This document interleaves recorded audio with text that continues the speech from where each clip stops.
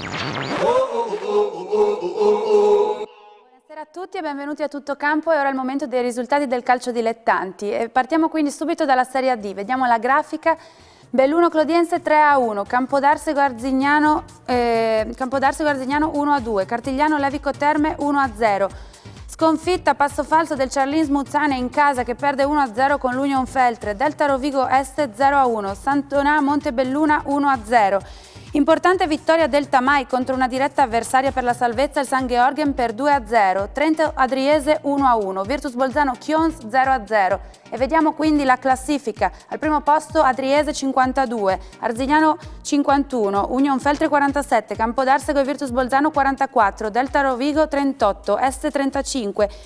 Chion si stacca dal Ciarlins, quindi arriva a 34 punti, Ciarlins Muzzane 33, Cartigliano 33, Belluno 32, Montebelluna 31, Sandonà 30, San Georgen 29, Levico Terme 27, Clodiense 23, Tamai 22, Trento 19. E passiamo adesso all'eccellenza. Partiamo con i risultati: Cordenons Brian 0-1, Gemonese Fiume 2-1, Lignano Cras 0-0. Manzanese Tricesimo 1-2, importante vittoria del Tricesimo qua a Manzano. Progorizia Juventina 1-0 e vedremo più tardi le immagini. Ronchi Fleibano 4-1, vedremo in questo caso un grandissimo gol di Luccheo. San Luigi Fontana Fredda 5-0 e vedremo anche questi 5 gol del San Luigi. Torviscosa Lumignacco 1-2. Passiamo adesso alla classifica. San Luigi prima a 58 punti, Pro Gorizia 45, Brian 44, Torviscosa 40, Ronchi 37, Manzanese 32, Gemonese 30, Lumignacco 29, Cordenons 29, Juventina 29, Fiume 27, Tricesimo 26, Cras 23, Fontana Fredda 21, Flaibano 20, Lignano 17. Passiamo adesso alla promozione Girone A. Camino Vajont 1-3, Corva Profagagna 1-3, San Vitese Spalgordovado 1-2, Sesto Bagnarola Pratafalchi 0-2, Tarcentina Pravis Domini 0-1. Sono tutte vittorie quindi in trasferta. L'unica a vincere in casa è il Torre con il Casarsa per 2-1. Union Pasiano, Gonard 0-2, Vivai Rauscedo Codroipo 0-1.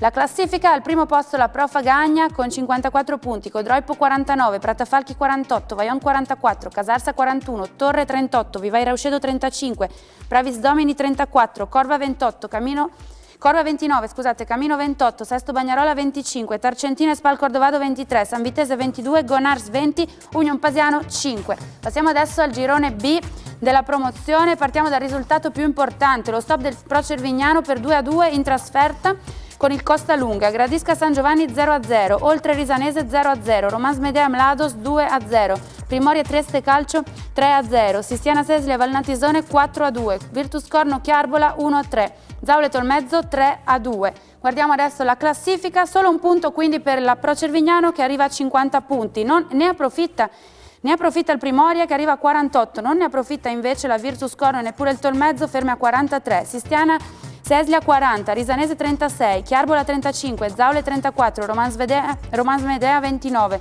Oltre 26, Costalunga 25, Mlados Trieste 24, Gradisca 22, Valnatisone 21, San Giovanni 10.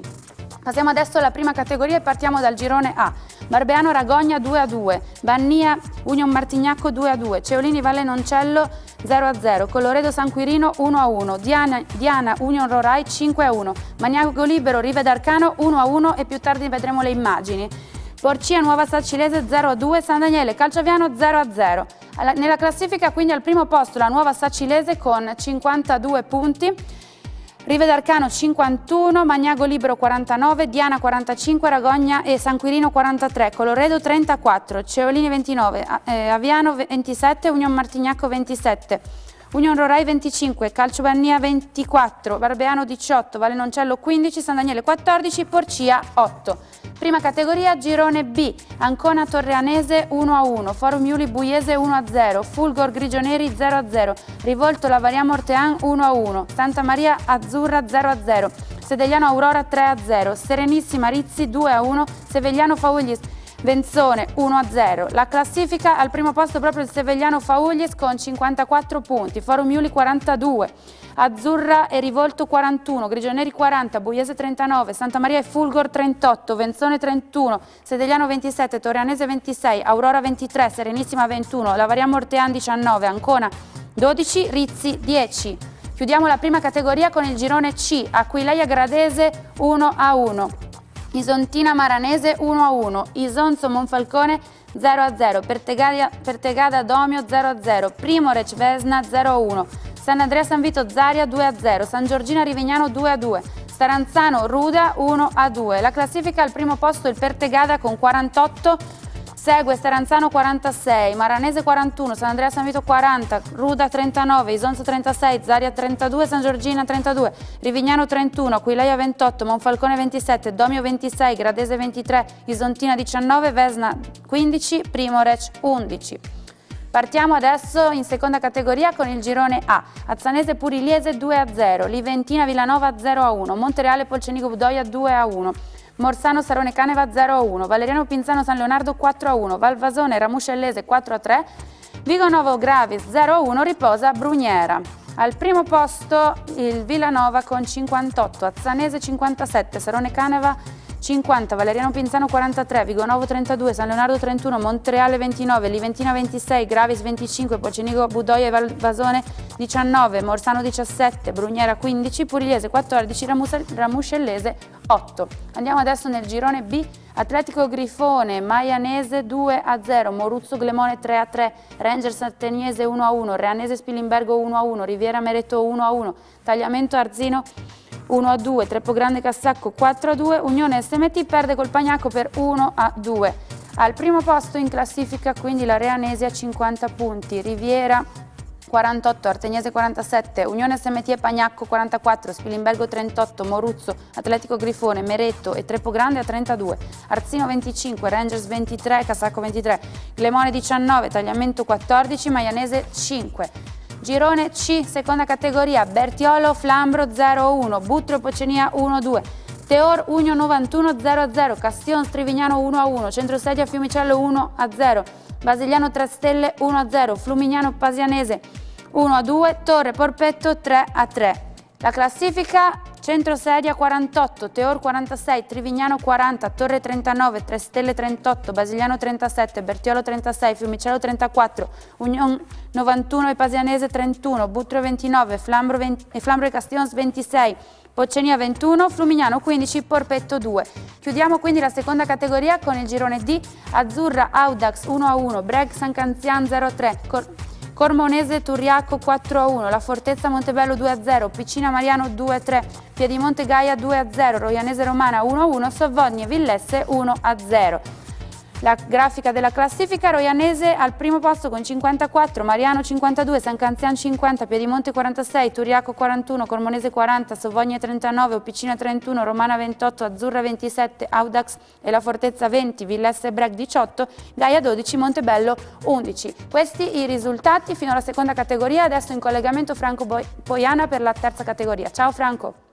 Buonasera, ciao Giulia, eccoci qua, la terza categoria sempre animata più che mai. Si festeggia il carnevale a Muglia e la partita Moraro-Muglia è stata rinviata. Invece ci sono voluti i carabinieri per sedare gli animi in Pozzuolo Keep Fit Ghana. Ma andiamo a vedere cosa è successo in terza, subito con il girone A i risultati: Proaviano 3S Cordenons 0-5, Real Castellana Latisana 2-0, Pietro Calcio Gioppola 2-0, Avarno Maniago Varmo 2-1, Vivarina Virtus Roveredo 1-1, Zompicchia Sarone 2017 1-1. Veniamo al girone B. Asso San Giorgina Nimis 1-3, Blessanese Castionese 3-3, Ciconico Chiari 0-0, Donatello Coseano 1-3, Moimacco Malisana 1-1, Pozzuolo Keep Ghana 0-0. Detto qua, ci sono voluti i carabinieri per sedare gli animi, ma quando sono arrivati era già tutto tranquillo. Diciamo che questo, c'è stata una testata verso l'assistente dell'arbitro messo KO, ma ci sono le indagini del caso. Andiamo a chiudere con la terza categoria, girone C, alla Barda Mossa 4-5, Moraro Muglia, come detto, qui si festeggia il carnevale a Trieste, è stata posticipata. Pieri Spoggio 1-0, Studenti Strassoldo 1-2, terzo Campanelle 1-0, Triestina Vittori Villanova 1-0. È tutto Giulia, a te la linea e buona domenica a tutti. Giornata Giornata movimentata, quindi grazie Franco Poiana. Tra poco con Massimo Radina e i suoi ospiti parleremo di questa giornata dei calcio dilettanti, guarderemo immagini e gol dell'eccellenza, ma non solo, parleremo anche di prima categoria e molto altro. A tra poco a Tutto Campo in diretta. Signori e signore, questo è A Tutto Campo.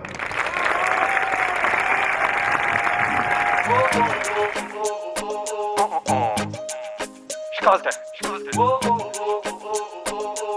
A tutto campo non stare, calmo compatto, grida. Il pubblico in silenzio la palla li ferma al centro. Poesia in movimento coi piedi come strumento. Qui si gioca a tutto campo, il Friuli ci fa da sfondo e ogni traguardo in fondo lo tagli solo correndo. Da qui c'è la TV.net che per fare TV smiglie come un gol me tutta siete. Se c'è Massimo in diretta non un test, solo il best of, facce che chi si in dissestio. Col collega me in diretta al tuo paese che per farlo basta poco, un po' dice cassi dici. Su tele Friuli fra di tegni ludi voli, fategli gli applausi se è il caso, perfino i cori fate. Tutto campo non sta mai calmo, tutt'altro grida. A tutto campo c'è tutto l'anno e fai. Tutto campo non sta mai calmo, tutt'altro grida. A tutto campo c'è tutto l'anno e fai.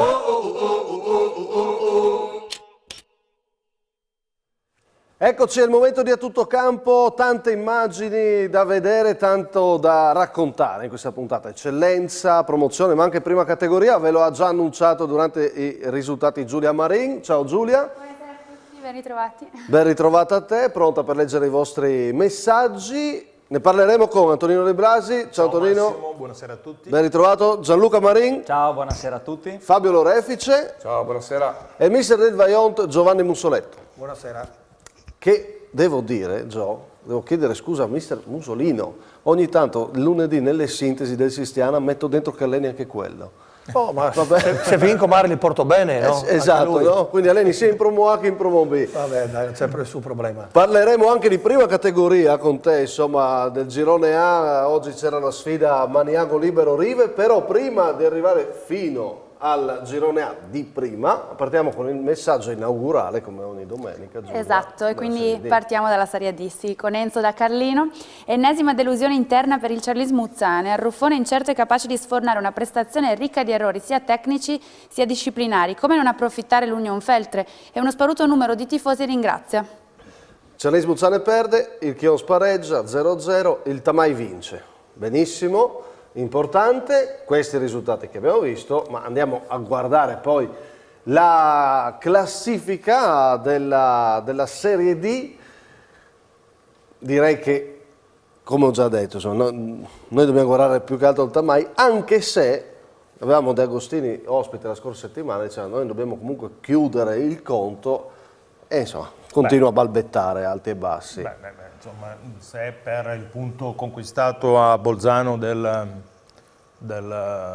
parte del Chions un punto assolutamente positivo, anche sì, perché allunga un punto sullo stesso Charlins che in qualche modo oggi forse doveva fare buttino pieno e proprio portarsi a ridosso di quelle squadre che sono tra le prime 5. Classico esame che fallisci sempre, dà questa idea. Dall'altra parte c'è il Tamai che secondo me ha fatto un ottimo risultato, si è portato un solo punto dalla Clodiense e quindi secondo me fa ben sperare, anche perché se cominci già a ciuffarne una sicuramente aumenta la consapevolezza. Sì, insomma, l'esame che fallisci sempre, diciamo Marin, purtroppo così è il campionato del Charlis Muzzane, il Chios piccoli passi continua la sua camminata verso la salvezza, chiamiamola così. Certo. Tamai? Ma allora, innanzitutto partiamo dal Tamai. Tamai le ultime 5 partite dal 4 di febbraio ha fatto 3 vittorie, quindi questi sono segnali importanti. Si è avvicinato per la prima volta ai play-out in maniera diretta perché ha un punto dalla Clodiense e quindi questo, come diceva anche Tonino, fa ben sperare. Il Charlins purtroppo quello che è mancato più di tutto quest'anno a Stefano è la continuità. Ha alternato magari prestazioni importanti in cui ha fatto anche grandi vittorie, ne parlavamo anche la scorsa settimana, ha realizzato fino ad oggi 45 gol, quindi qualcosa di veramente importante. Purtroppo alterna una partita in cui vince, una partita in cui pareggia, una sconfitta, non riesce mai a dare un filotto di risultati consecutivi. E il Chions invece è la nostra piacevole sorpresa regionale, continua a primeggiare tra le 3 friulane, tra le 3 società della regione, a 34 punti se non erro, e quindi anche oggi ha ottenuto un bel risultato e speriamo che possa continuare così. Sì, un bel risultato. L'Orefice, insomma, che una vince, una pareggia, una perde, un po' sembra anche il trend di questa stagione in Serie D particolare, no? Diciamo, dove con solo 3 regionali poi anche l'interesse pian piano va scemando, no? Al di là del Tamai che ci interessa per la lotta a salvezza. Beh, è logico che una volta eravamo abituati a averne 6, 5, 6 e quindi tutto il calcio regionale ne traeva giovamento, soprattutto a livello giovanile.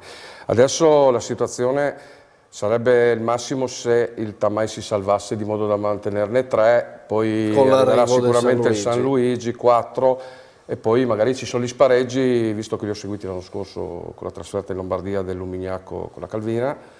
E sarebbe una bella cosa riuscire a riportare almeno 4-5 regionali. Dal punto di vista tecnico hanno detto tutto loro, il Charlins balbetta un po', continua ad alternare risultati importanti a passaggi a vuoto, il Chions è la piacevole sorpresa, l'ha detto anche Luca, e per il resto il Tamai ha fatto un buon passo in avanti. Grande passo avanti del Tamai, che idea hai tu, Gio? Ma sono contento da ex Tamai che si sta tirando fuori piano piano e sono sicuro, conoscendo anche l'ambiente, che non molleranno fino alla fine. Hanno avuto dei problemi anche di organico, però speriamo tutti e facciamo tutti il tifo per Tamai. Sì, dai, questa vittoria di oggi fa ben sperare. Andiamo in eccellenza, allora cominciamo a parlare di questa giornata, cominciamo dal derby di Gorizia. Sintesi, vediamo. Che colpi si aspetta? Da Zorro. Da Zorro? Sì. Fiducioso per il... Sicuro. Ok, pronostico quindi? Quindi 1-0 per noi.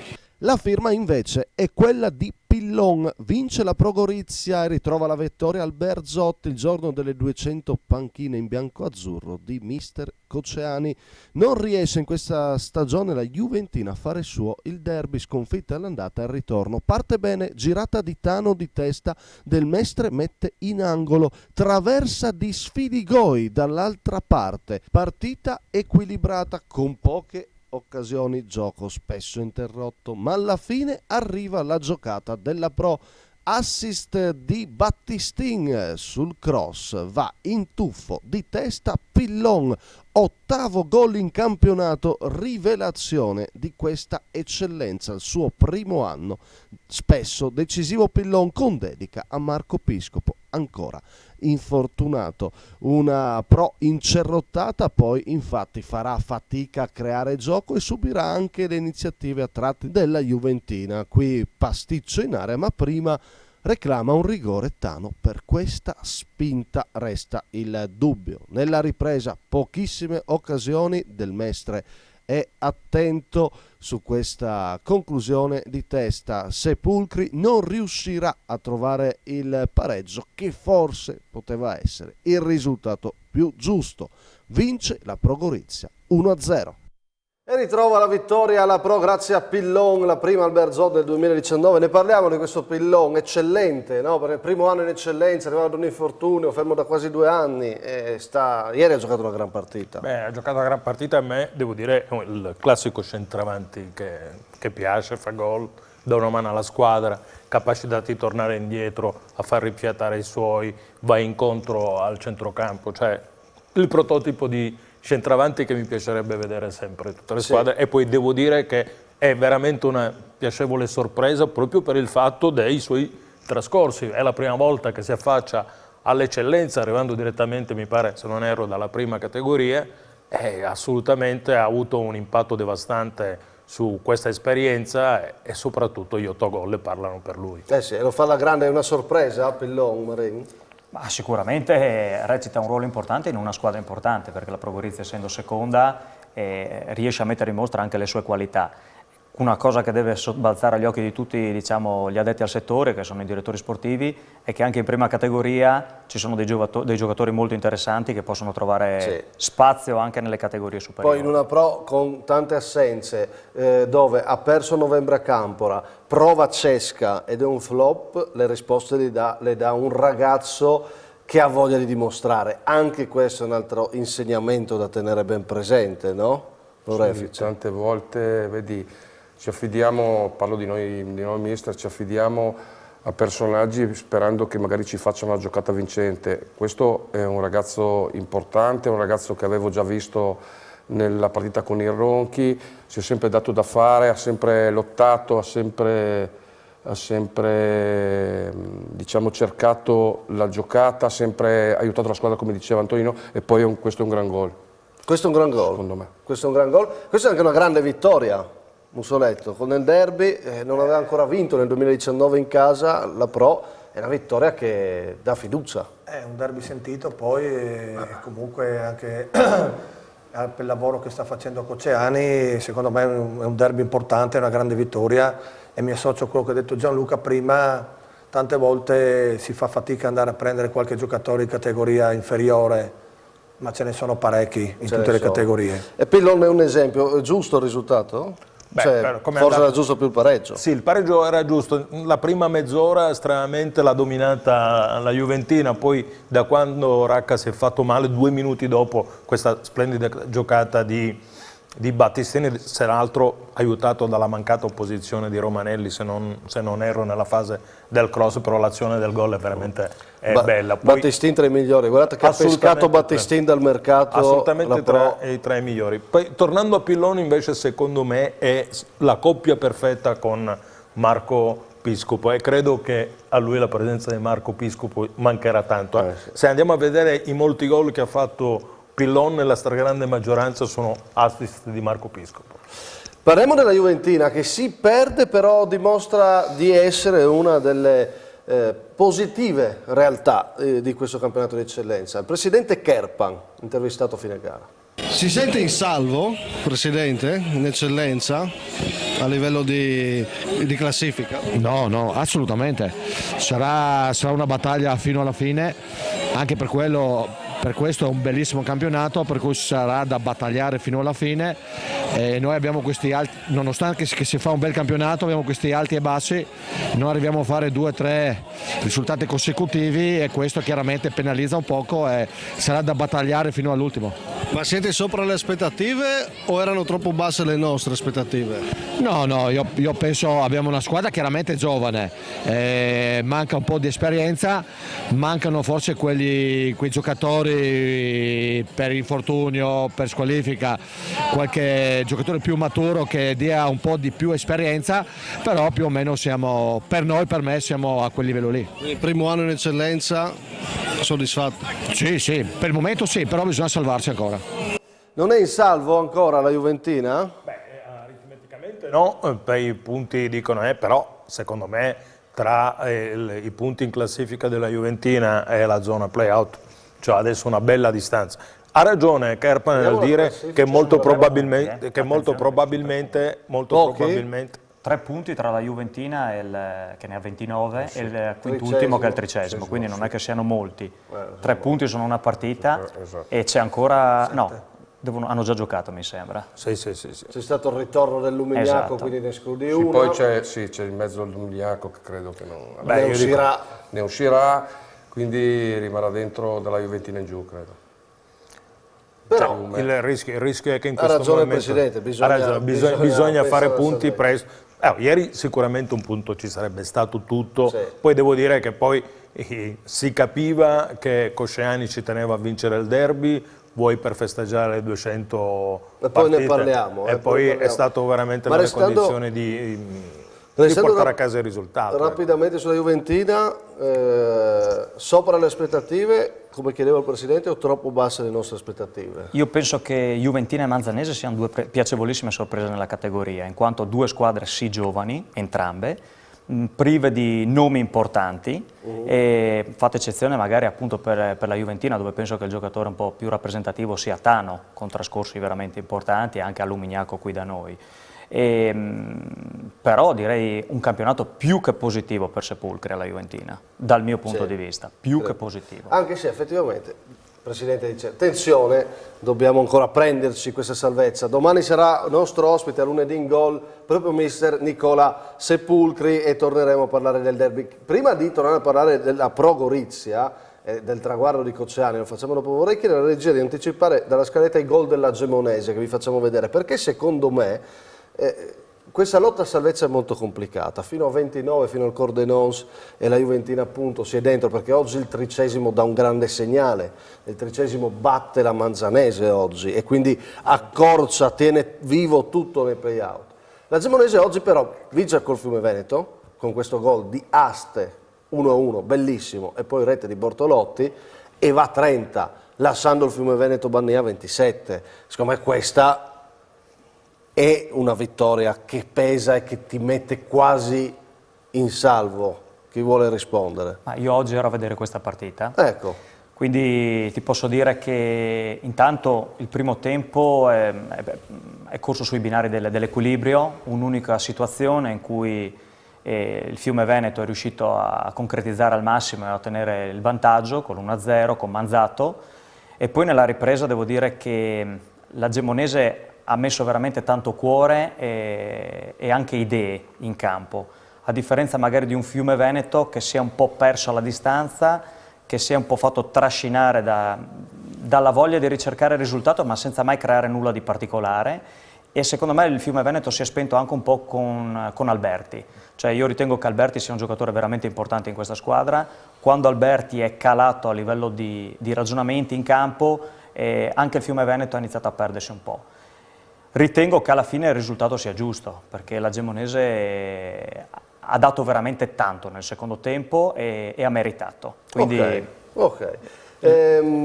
È arrivato un messaggio che siamo partiti con la Serie D, ci avevano scritto sulla Serie D, un messaggio un po' critico per il mister. Io spero che il presidente Zannutta prenda provvedimenti con il mister. Adesso arriva da firmato? Casetta, non so. Chi è Casetta? Non conosco. Diciamo che questo è un messaggio l'ha detto il mister Agostini stesso la scorsa settimana, si è sempre sentito in discussione un po', non resta che dare le risposte poi lavorando e cercando di fare punti. È chiaro, vi chiedo una cosa, che più che pensare ad adesso, secondo me non si può discutere quello che stanno facendo e i conti si faranno alla fine. Secondo me la sensazione è un'altra, che non ci sarà un De Agostini nella prossima stagione a Carlino. Sì, questa è la mia sensazione. Secondo me il De Agostini Tris assolutamente. Penso proprio di no.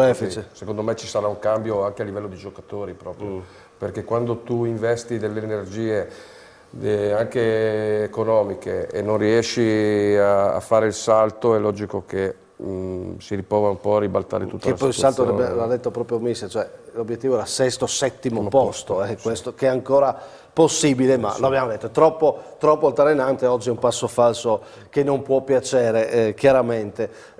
Chi invece sta saldamente sulla panchina di una squadra è Enrico Cocceani, e chissà che non ci sia un Cocceani 7.0, no? Perché potrebbe arrivare ai 7 anni con la Pro Gorizia. Ne parliamo dopo la pubblicità.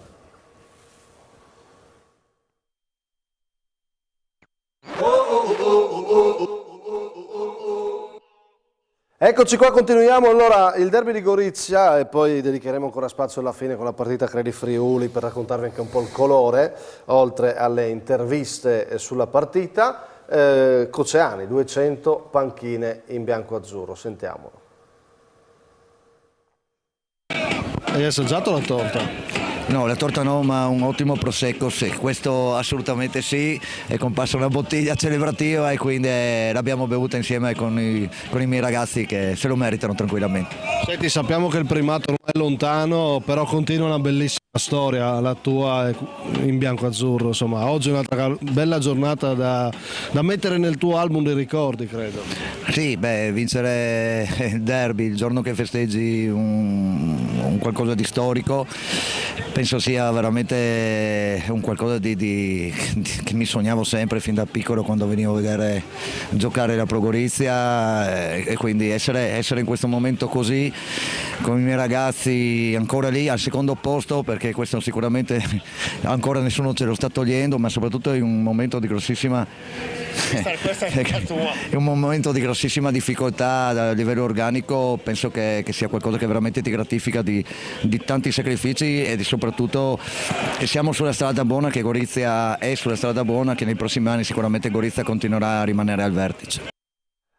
Profeta Gorizia sempre più, Lorefice vedevo che sorrideva sentendo Cocceani. Beh, è un amico, ci ho giocato tante volte contro, è un allenatore sanguigno, un allenatore che dà tutto alla squadra, lavora durante la settimana, è chiaramente lontano dal mio calcio, però l'ho sempre rispettato, l'ho sempre, tra virgolette, voluto bene. È una bravissima persona, fra l'altro, e gli auguro di farne altre 200. No, insomma, quello che è bello di questa storia è come anche, non so, Mussoletto come ne parla, no? Il tuo sogno nella tua città, 200 panchine, dalla seconda, sei lì secondo in eccellenza, vinci e festeggi il giorno del derby, sono tutti gli ingredienti per una bella storia, insomma. Ma penso che meglio di così non potesse sperare nella tua città, fare tante cose bene, con risultati positivi. Penso che ognuno di noi allenatori potrebbe sognare una cosa del genere. Sì.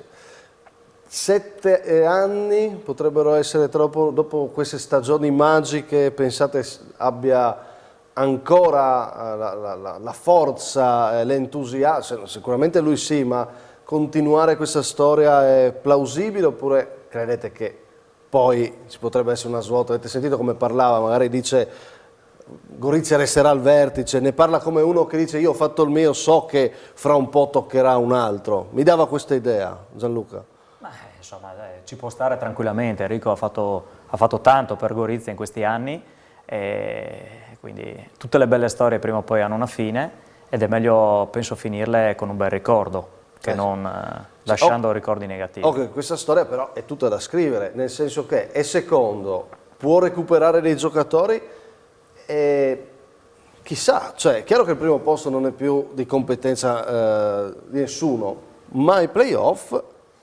I playoff sono la classica finestra che si apre, no? Sulla possibilità di andare in Serie D. È chiaro che il percorso è lungo, tortuoso e difficile, ancora di più quest'anno che devi giocare sicuramente le partite per poter essere la regionale che va a fare gli spareggi anche nazionali. Ne potresti giocare solo una. Esatto, a seconda del distacco che andrai a creare con le altre. Però per tornare a Cocceani mi sa che in qualsiasi modo vorrà chiudere, almeno parlando con lui, la carriera a Gorizia. La farà da allenatore, la farà molto probabilmente da dirigente, uno che ieri parlando, tra l'altro era veramente... aveva la felicità in volto per come erano andate le cose, il risultato per come era maturato, le 200 giornate, no? Ha detto io laddove dovessi smettere di allenare non so se riuscirei ad andare ad allenare altrove, però sono sicuro che quello che ho imparato in questi anni, che ho fatto questi anni per Gorizia, vorrei poterlo fare e continuarlo a fare anche da dirigente, dando una mano all'organizzazione. Insomma, è una bella storia, no? Questa di Coach, appunto profeta a Gorizia. Io ho fatto una battuta ieri con lui, 200 panchine, chissà in quei 200 come sono stati tutti i post, quindi anche sicuramente impegnativi, assolutamente impegnativi. Allora, però, il secondo posto della Pro, il Brian vince di misura con un rigore, Cordenò sono arrabbiate, dicono un rigore dubbio, molto dubbio, che segna Baruzzini, però la Pro Gorizia ha un'identità chiara, che è quella del suo mister, però ha anche delle difficoltà e abbiamo detto ha un po' di giocatori fuori, deve recuperare qualcosa. Il Brian sta bene, gioca bene e può insidiare assolutamente il secondo posto della Pro Gorizia. E il Torviscosa, che oggi fa un passo falso così? Il Torviscosa oggi fa un passo falso anche in virtù di un risultato che sicuramente è meritato da parte del Lumignacco, anche se ci sono un paio di episodi che molto probabilmente lasceranno qualche strascico. Lo stesso rigore, che non vedremo mai. Lo stesso rigore concesso molto probabilmente non era così rigore quanto lo era uno precedentemente, un gol annullato chiaramente in posizione, almeno sembrava di posizione regolare, per cui sicuramente questa... Però rimane il fatto che quello che si diceva per le altre, anche il Torviscosa fatica a dare, non ha la continuità. Non ha la continuità e non è la macchina da guerra dello scorso anno. No, non lo è. Marin, non ti chiedo niente, dai. No, ma insomma, sempre parte in causa, quindi immagino non sia neanche facile da discutere. È chiaro che la continuità, come dicevamo, non è mai arrivata quest'anno, al di là di chi era protagonista in panchina. Ma sul secondo posto cosa mi vuoi dire? Sul secondo posto penso che in questo momento la squadra più accreditata per una serie di motivi sia il Brian. Sì. In questo momento. Nonostante il cuore bianco-azzurro di Cocceani e tutte le sue motivazioni. Penso che fino ad oggi la Pro abbia fatto qualcosa di veramente importante, ha fatto un girone d'andata eccezionale, solo il San Luigi è riuscito a far meglio.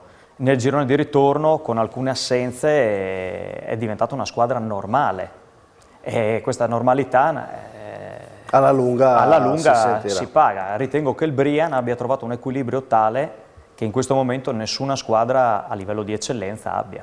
Parliamo del San Luigi. Mister Mussoletto ieri si è, diciamo così, goduto una giornata in quel di Trieste. Mercoledì si gioca a Trieste la Coppa Italia, San Luigi Draw, e titoliamo, cambiamo argomento dalla Pro Gorizia, passiamo al San Luigi con questo titolo dove diciamo sogno Coppa, una Coppa possibile. È una Coppa possibile per quanto è forte questo San Luigi. Giovanni, tu che l'hai visto? L'hai visto ieri? Sì, l'ho visto ieri. Il primo tempo ha faticato un po', però dopo c'ha giocatori troppo importanti, più il lavoro che fa anche Gigi, che secondo me è un valore aggiunto a quella squadra lì, perché per la passione che ci mette, per la grinta, li fa sempre tenere sulle spine tutti quanti. Ho visto un episodio ieri che sull'1-0 un giocatore suo non ha fatto un movimento, ha fatto scaldare subito un altro, dunque vuol dire che non lascia niente. Io la vedo come lui su certe cose. Ha rischiato un po' il primo tempo, finito 1-0, ha sbagliato un gol in Fontana Fredda che era stato bene in partita. Dopo il secondo tempo, quando vogliono giocare il San Luigi... Sì. Con un Fontana Fredda che di nuovo in crisi, non ha... Mancava diversi giocatori a Fontana Fredda, spariti, mancava diversi giocatori, sì. Purtroppo erano un po'... Ha un problema in porta, sì. Non ha Posocco. Però San Luigi merita tutti i punti che ha. Allora vi chiedo, Coppa possibile? Prima giornata del triangolare mercoledì, San Luigi Draw, fase nazionale, arriva con tutti i punti di vantaggio in campionato, in regione è la più forte, questo gruppo cresce sempre più, quindi guardare anche alla Coppa, non solo al campionato è possibile? Giro di opinioni. Sì, perché no, e anzi credo che sia doveroso, in virtù di un organico secondo me che è veramente importante, e forse per una delle poche volte che in eccellenza tu hai la possibilità di cambiare senza mai abbassare il livello del tuo gioco, della tua squadra. Cioè un gruppo secondo me molto coeso, e tutti quelli che sono stati chiamati a rimpiazzare, come dire, altri hanno sempre fatto benissimo. Ieri Gridella ha fatto gol, è rientrato Tendindo, ne sta facendo una selva di gol e tutti bellissimi.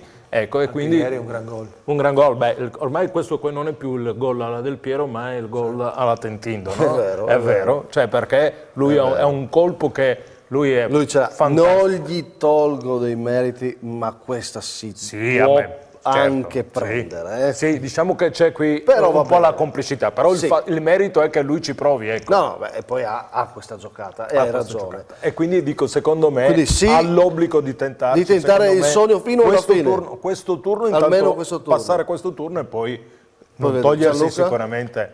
Penso che la prima partita del mini triangolare sia quella determinante. E ritengo comunque che la competizione sia importante per il San Luigi anche in prospettiva del prossimo anno in Serie D, perché comunque qui dei ragazzi giovani possono già iniziare a fare un'esperienza a livello nazionale, quindi uscire dal territorio, guardare un calcio un po' diverso, perché comunque nelle altre regioni c'è poco da dire, si respira un altro tipo di calcio rispetto a qui al Friuli. E quindi io me lo auguro, vedremo mercoledì se sarà l'occasione buona oppure no. Dimmi Gio. E secondo me può preparare bene anche le partite e far rifiatare qualcuno, perché ha 13 punti di vantaggio dalla seconda, che magari se sei a 2 o 3 punti la seconda in classifica fai fatica a far recuperare qualche giocatore. Invece così anche ieri a fine primo tempo ha tolto Mujesan, dopo ha tirato via Villanovic, fatto insomma... Per questo l'Orefice anche la Coppa è a portata San Luigi? Secondo me sì, ma mi riallaccio a quello che ha detto Gianluca e anche Antonino. Hanno un organico importante, se cambia un giocatore cambia poco o quasi nulla. Hanno il vantaggio, come diceva il mister, dei 13 punti, quindi c'è tranquillità a livello di lavoro settimanale per preparare bene le partite. Poi non conosco diciamo, il draw, in che posizione si trova nel loro campionato in Trentino, però il San Luigi ha un grosso vantaggio. Poi altro vantaggio è quello di giocare su un campo in casa, su un campo sintetico. Sì, però siamo d'accordo, prima partita decisiva. Sì, allora mercoledì appuntamento con questo San Luigi che stupisce nella nostra eccellenza, ma adesso noi tifiamo anche per una impresa in Coppa, anche perché, aggiungo, Sandrin, anche la fase nazionale ci tiene molto, lui col Vesna andò vicinissimo all'impresa con la Sanremese. Mussoletto. Sì, io ho visto anche ieri degli episodi, oltre che squadra, hanno un gruppo eccezionale e dopo anche sul quinto gol, fino al portiere è andato a abbracciare il compagno. Sì, cioè sono piccoli segnali, li ho visti anche dopo, fine partita, cioè sono uno dei gruppi migliori degli ultimi anni che ho visto in eccellenza. Anche secondo me. Anche domenica, sabato hanno perso col Cras, a fine sugli spogliatoi sono messi a cantare. Anche se hanno perso. Anche se hanno perso perché sanno. Lì merito società, mister, tutti secondo me sono segnali importanti, perché sul 5-0 uno magari può dire boh, non importa, sì, non vado fino laggiù ad abbracciare i compagni, invece tutti assieme. In questo bella momento, cosa da vedere. È un ambiente consapevole, forse anche maturo proprio per questo. E molto probabilmente questo sarà, come dire, il plus che ha il San Luigi. Tra l'altro si potrebbe rischiare che dopo aver superato il primo turno, alla fine del mese di marzo ti trovi a non dover preoccuparti assolutamente del campionato, perché mancheranno solo 4 giornate. E vivi il tuo sogno. Vivi il tuo sogno nazionale. Esatto. Quindi se fanno 2 vittorie poi adesso... Poi hanno una gran, come dicevamo tutti, diciamo, fra le righe, hanno una grossa mentalità, quella dettata da tanti anni di settore giovanile. Sono anni che ci lavorano sia sul gioco, sia sul modo di stare in campo e soprattutto però sulla mentalità. Ed il fatto che sia andato il portiere ad abbracciare il compagno è sinonimo di questa mentalità creata negli anni. Poi Massimo, scusa un secondo. Sì. Ieri non c'era Carlevaris che era squalificato. Quando gioca Carlevaris con Tiga sono 2 vecchi. Ormai sì. Cioè, come calciatori, è vero. Non li noti che sono fuori quota, sono giocatori di calcio. Allora Giulia, che messaggio abbiamo? 2 domande da fare. Sull'eccellenza, sì. De Blasi, può fare un pronostico su chi si salverà in eccellenza? Il Lignano è spacciato, Nicola? Beh, io di solito li sbaglio tutti, per cui non sono credo la persona più adatta per farlo. No, il Lignano doveva vincere oggi però, 0-0 non può bastare. Il risultato di oggi, però è vero, mancano 6 partite. Siamo alla 7 partite, siamo a 7 partite. I punti dicono ancora sono a disposizione, no? Ben 21 punti, però se il passo è quello che il Lignano ha palesato fino adesso, ha troppo poco. Poi per Mister Marin, analisi perfetta della partita Gemonese Fiume Veneto. Le piacerebbe allenare la Gemonese? Renato. Beh, sicuramente io ovviamente ho il piacere di poter parlare, di allenare qualsiasi società che abbia delle idee chiare e soprattutto che sappia mantenere quelle che sono le idee iniziali. Non ti piacerebbe restare qua? Mi piacerebbe anche rimanere con voi, sto molto bene, però mi piacerebbe anche allenare. Normalmente tutto campo è un grande ufficio collocamento, no? Tutto campo è un ufficio collocamento di allenatore. Non preoccupare, stava per allenare anche De Blasio, ma poi rifiutato. Tempo di mettere a posto il patentino. E poi qua preannunciano domenica gran match Brian Ronchi. Brian Ronchi. Ok, dopo la pubblicità parliamo anche dei Ronchi e vi chiedo il risultato di giornata di eccellenza, fra poco.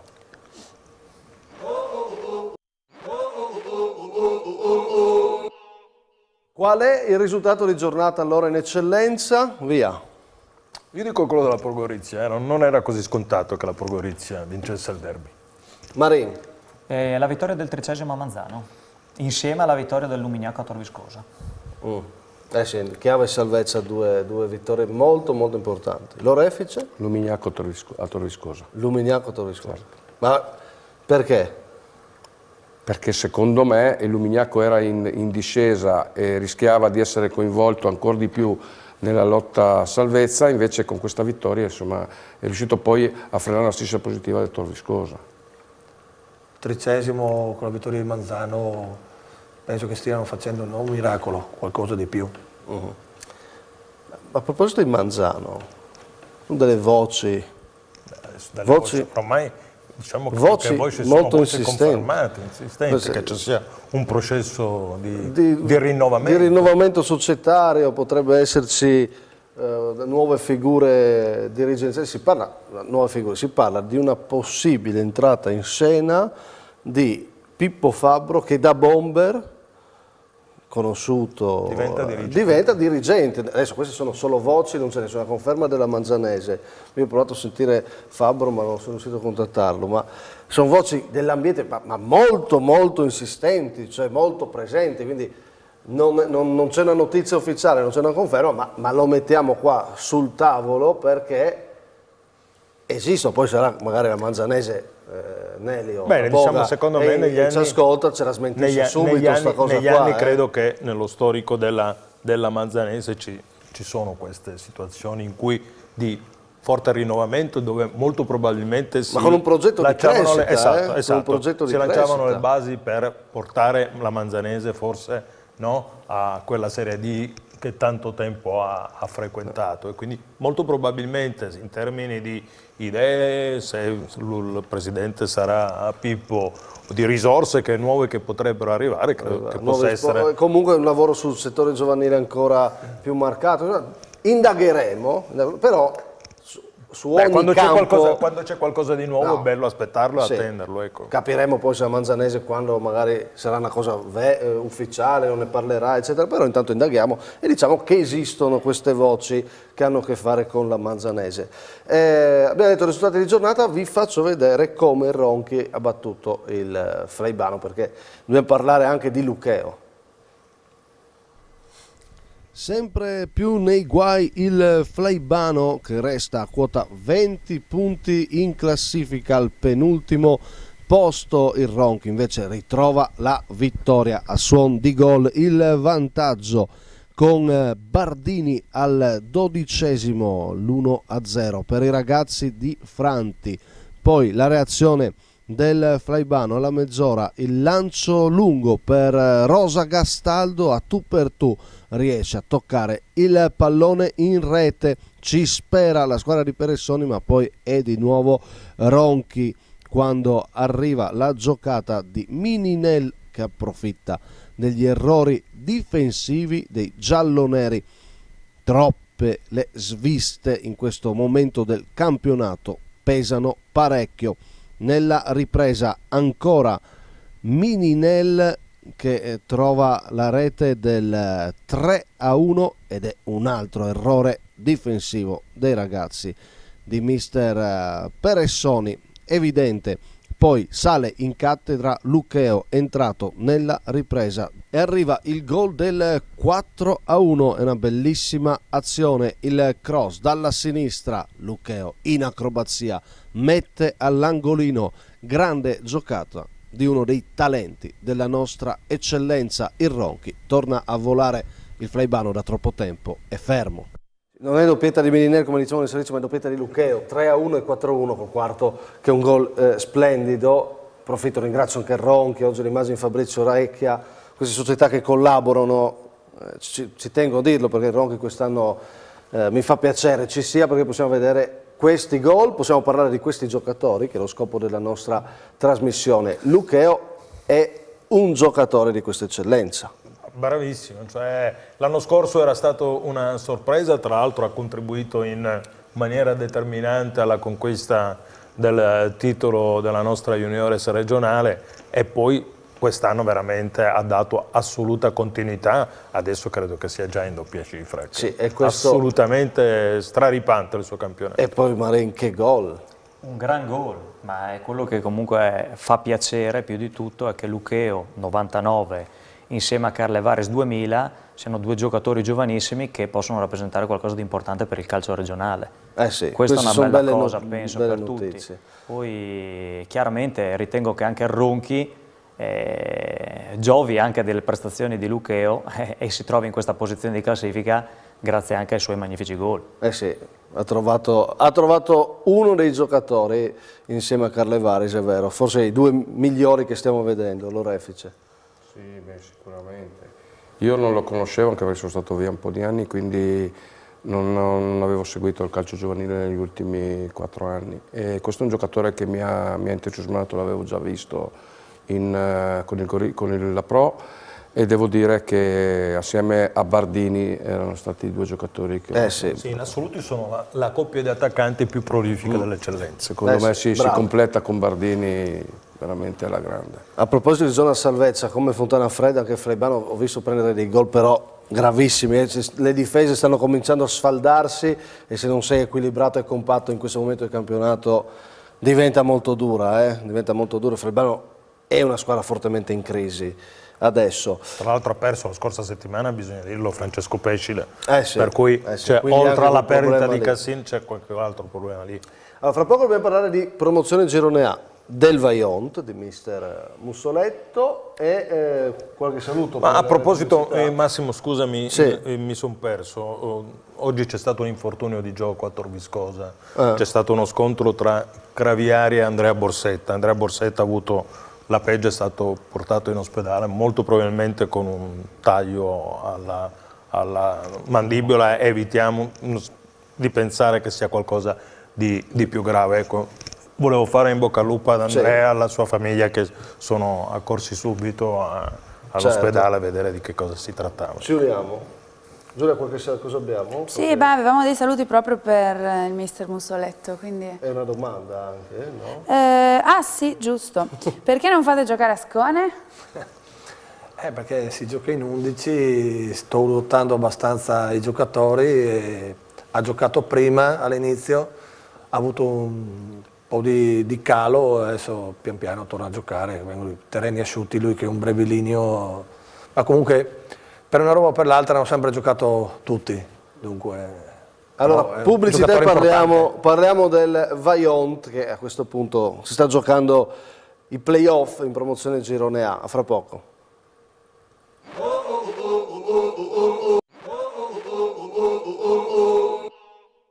Ultima parte in studio di A Tutto Campo, allora ripetiamo con la nostra Giulia che legge qualche messaggio che è arrivato mentre eravamo in pubblicità. Sì, certo, allora mi ricollego quindi ai discorsi di prima, il Flaibano ha perso anche il centrale Battistella oggi, probabile crociato rotto ed è arrivato anche in bocca al lupo proprio per lui, per l'infortunio di oggi.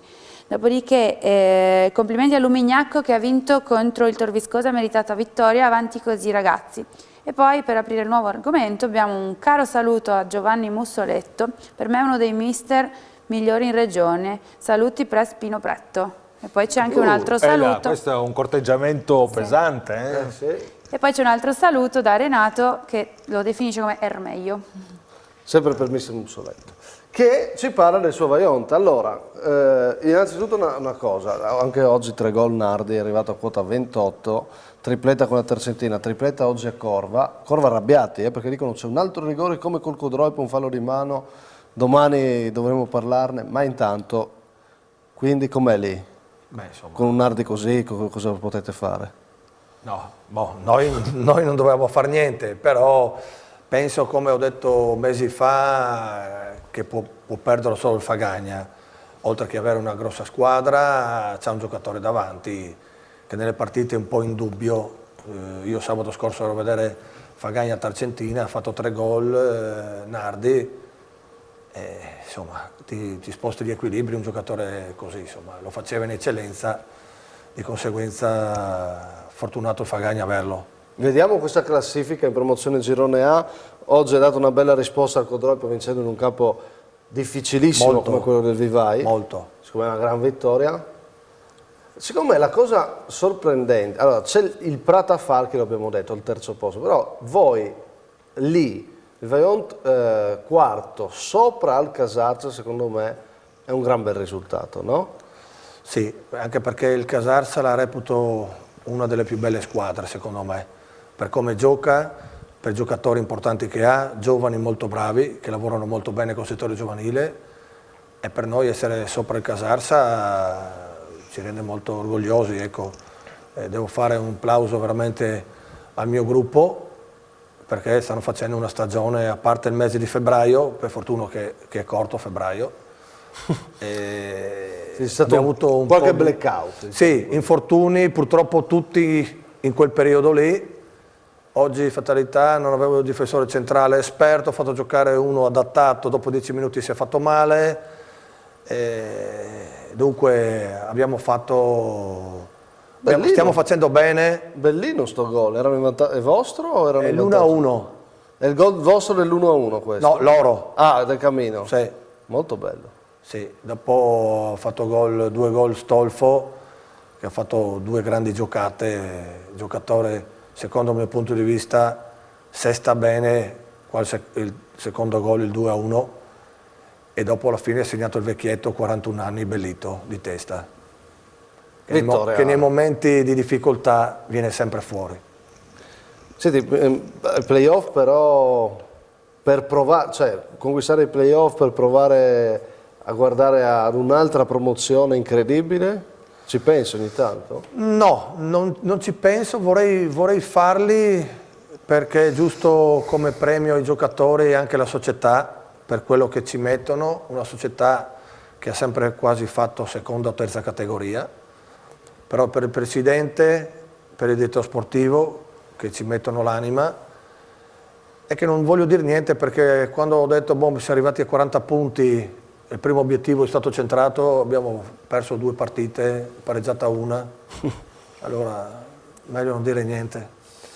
Sì, meglio non dire niente, possiamo dire però che Vaillant è una società che è cresciuta e sta facendo un gran bel lavoro. Sì, e soprattutto anche come gruppo di giocatori, devo anche ringraziare lo staff che ho io, che siamo in 5, e veramente mi danno una grossa mano, e senza di loro, insomma, da soli si farebbe un po' fatica. Tu non hai mai avuto paura, diciamo così, problemi a rimetterti in gioco anche sotto, no? Se eri andato in seconda categoria con Serone Caneva, insomma... E devo dirti, Massimo, che mi è servito molto. Veramente tanti miei colleghi, amici mi dicevano ma cosa vai a fare in seconda? E invece si impara un po' su ogni categoria. Il tuo obiettivo qual è? Ma il mio obiettivo, io sono ambizioso, però insomma cerco poi non vedi neanche tante partite di solito, no? No, sono un po' allergico al calcio. Ricordati comunque stasera di rispondere a Pretto. Ecco. No, ma Pretto è un amico e ci sentiamo spesso perché io e lui facciamo anche un'ora di telefonata, ma parlando di calcio, di tutte le categorie, e dunque mi fa piacere che apprezzi il lavoro che faccio. Il lunedì, insomma... Qualche anno fa ero vicino alla Gemonese, non lo nego, però insomma io ho anche giocato un anno a Gemona, insomma, poi col presidente sempre... Oltretutto mi ha fatto molto piacere quando l'ha intervistato il giorno della Coppa, che si è commosso, e sapevo quanto ci teneva lui, che era anni che mi diceva devo riuscire a portare la Coppa, sì. E anche adesso se ci penso mi viene pelo d'oca. No, è vero. Allora, è successa una cosa a Tarcento, parlando del girone A di promozione, ce la riassumi? Sì, riassumo rapidamente, insomma, un messaggio del dirigente della Tarcentina Calcio che descrive una serie di episodi arbitrali che sembrerebbero aver ribaltato il risultato. Partita dominata, 2 gol segnati ma annullati. Però onore ai giocatori e dirigenti del Pravis Domini che non hanno esultato più di tanto, sono stati onesti e hanno addirittura chiesto scusa pur non avendo nessuna colpa. Quindi... Va bene, riportiamo questo che ci viene segnalato. Prima categoria girone A, oggi c'era la sfida tra Rive d'Arcano e Maniago Libero. Maniago, finita in parità. ci raccontano tutti e due allenatori in queste interviste che spiegano proprio anche com'è andata la partita, sentiamo e vediamo le immagini. È stata una partita difficile, sapevamo che sarebbe andata così, insomma, è stata una partita non bella dove tutte e due le squadre hanno giocato poco a calcio, insomma, abbiamo giocato insomma, più a stare attenti a sbagliare il meno possibile e i gol sono avvenuti su 2 episodi, il rigore per noi il primo tempo e da un calcio d'angolo, loro sono molto pericolosi con Belgrado, insomma, che è molto alto, su una piccola incertezza del nostro portiere che è stato bravissimo per il resto e niente, abbiamo preso l'1-1, dopodiché loro sono rimasti in 10 e noi abbiamo alzato un po' il baricentro, abbiamo avuto qualche occasione, l'ultima incredibile nel finale con Pontoni Alex che ha calciato solo da dentro l'area di rigore, ha fatto una gran parata il loro portiere, niente, insomma è stata una partita non bella, però il risultato ci può anche stare l'1-1. La mia espulsione no, c'è stata un'incompressione con l'arbitro, insomma l'arbitro ha arbitrato molto bene, avevo il pubblico attaccato, io assolutamente con l'arbitro non gli ho detto niente, mi sono chiarito e è andata così, insomma. Siamo tutti ancora lì e rispetto all'andata abbiamo un punto in più e quindi sicuramente stiamo facendo bene. È stata una partita abbastanza vivace, abbastanza sostenuta per quanto riguarda l'andamento intero della partita. Loro sono riusciti a fare il gol sul calcio di rigore lì e noi abbiamo avuto 3 o 4 occasioni clamorose per poter almeno pareggiare la partita nel primo tempo e purtroppo non ci è andata bene.